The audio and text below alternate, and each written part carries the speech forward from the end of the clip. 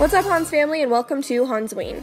HANZOWEEN is 31 tutorials in the month of October, so that means a new tutorial every day. Today's look is an old school Joker, which is in a collaboration with Alex Faction, who did Superman. Alex is the shit. We've done these 31 days together. This has been crazy and awesome, so make sure to go check him out and show him some love. All product details will be listed down below, as always, and let's get to the tutorial.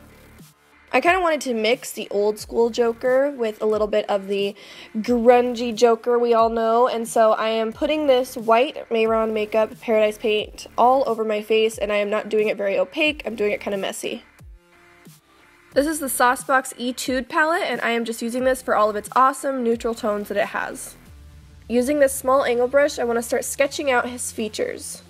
He obviously has this huge, large smile, and I mean, he's the Joker. He's always joking around. And then I'm going to draw on his little wrinkles that he has because his mouth would be pulled upwards from that smile. His little frown lines and all kinds of wrinkles he got all over his face. I mean, that dude, he got all kind of lines over his face. You can use a reference picture for this. I was using one for the most part, and then also just adding in wrinkles where my face was so that it went along with my face. You always want to take reference pictures with a grain of salt because you want them to fit your face as well. But I'm still using that same shadow, and I'm going to start pulling that down a little bit just to start shading underneath some of these wrinkles. These wrinkles will change a little bit to where the shadow is depending on how the skin is pulling. Shade around the sides of his nose just to make your nose look a little more kind of angular and messed up like his is. And just like with your eyes, you want to pull the shadow down a little bit because think of the light source, like always, being a little bit on top of us, you know, right ahead of us. Try to think of where the skin would naturally fall and where the shadow would be. Honestly, you guys, once you understand why a shadow is where it is, then it'll all just flow easily. Using this fancy little tapered highlighter brush from Sigma, I want to start contouring my face a little bit. I'm still using this gray kind of brown tone shade because we don't want to go too warm. We want to stay pretty neutral. Don't mind me while I look like a creep, showing you that I'm using this black and brown together. I'm going to start darkening up some of the shadows, adding a little more depth. You don't want to go straight into black quite yet. This is when I realized that I made my nose look really weird. So we're just going to clean that up really quick because we don't want it to look like a round, bulbous piece of poo. You don't need to darken every shadow, just darken the shadows that would be really deep set into your face. For the teeth, I'm mixing a little bit of yellow and white and brown paint from Mehron to get an aged yellow and this little Morphe brush. And I'm just going to start making the teeth very long. The old school Joker, most of the pictures, he has this huge ass smile and these big old long teeth, so just create those, and if you want, you could paint most of the mouth yellow and then just kind of outline the teeth where you want them in black. You can see I do change the shape a tiny bit as I go, because as the mouth curves around the cheeks, the teeth would kind of get a little smaller because they would be showing just the sides of them. Whenever I do teeth nowadays, I always try to conceal where my lips are, and so make sure the edges of the teeth are that line of your lips. It'll really help to make those look a little more natural. I mean, as natural as a huge ass fucking smile can get. Fill in your gums with a little bit of pink. This is Beach Berry mixed with light pink from Mehron.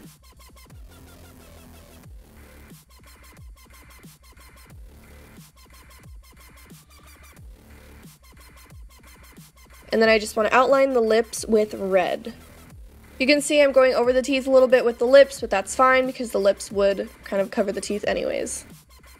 For his crazy little arched brows, I went in with black body paint and I stuck to kind of my natural shape towards the beginning of the brow, just that it did go with my face, but you could do it however you like.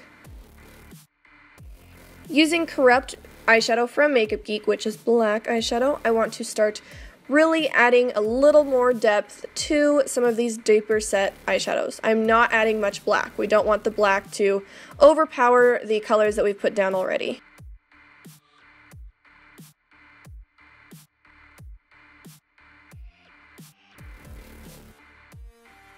Alright, I'm drinking a beer, so let's see if I can just like put my lips around this. Okay, I got it.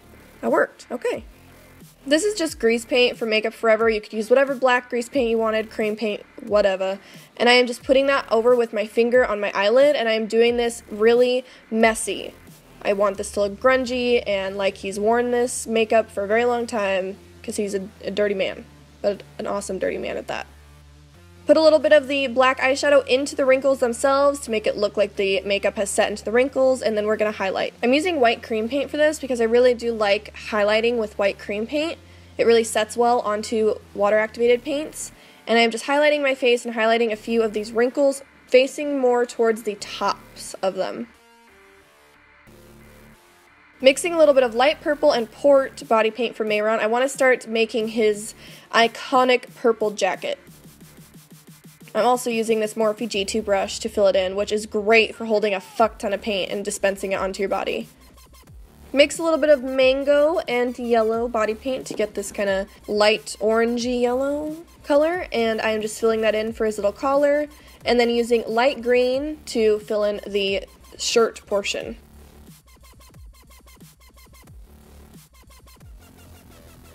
Use some black eyeshadow to sketch out where you want the collar and the seams of the sleeves to be, just so that you can get the exact spot you want. And then outline that with black body paint, and pull that black body paint while it's still wet out a little bit just to start the base of the shadow.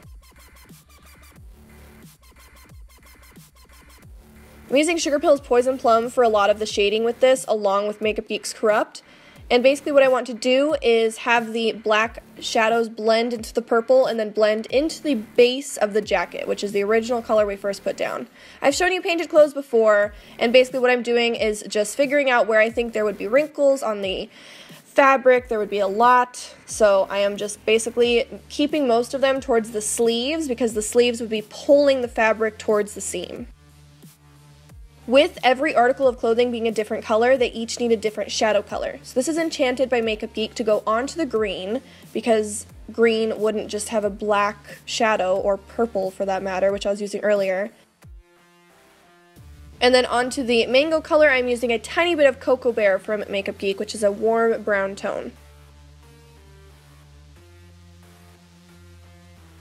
Take that cool tone from the Saucebox palette again, and just take that coming up from the collar to go onto your white skin, because that would be a shadow from the collar onto your skin, and then highlight with the white cream paint. Keep the highlights more towards the collar, but you want them to go in between some of the black portions, and basically any portion that would be a high point of the jacket. The collar would be higher up than the rest of the jacket, so make sure that is very heavily highlighted.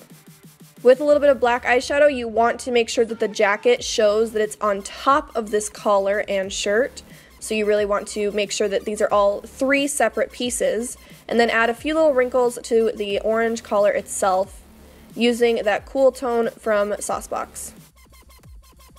Highlight it just like we did with the jacket, and you want to keep most of the highlights towards the middle and the shadows towards both outer edges of this collar.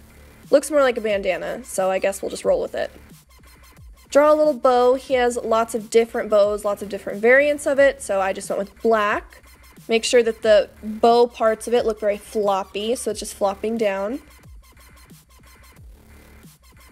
And then use a little bit of the black eyeshadow to draw a little bit of a shadow underneath the bow, since it is coming off of the shirt itself. Onto the teeth, I am taking that cool tone, brown, from the Saucebox palette, and I am going to be shading the top and outer edge of every tooth. Go onto the alternating edge and side for the other side of the mouth. Basically shade towards your ear on each side. Use a little bit of black to intensify it, and towards the edges of the teeth where our mouth is pulling up, we want that to all be shaded. Go over the entire tooth, because what that will do is make the center teeth look like they are actually popping forward, and it'll make your mouth look even more curved and dimensional, which is kind of what we're going for, know what I'm saying?